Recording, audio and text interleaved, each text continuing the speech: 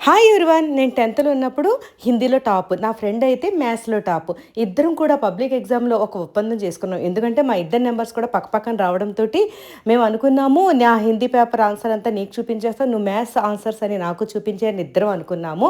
నా అదృష్టం కొద్దీ హిందీ ఎగ్జామ్ సెకండ్ డేనే వచ్చింది. నేను తను మ్యాథ్స్ అంతా చూపించేస్తుంది కదా అని నా హిందీ ఎగ్జామ్ ఆన్సర్ అంతా తనకు చూపించేశాను. తర్వాత మ్యాథ్స్ ఎగ్జామ్ వచ్చేసరికి నా ఫ్రెండ్ అపరిచితురాలుగా మారిపోయింది.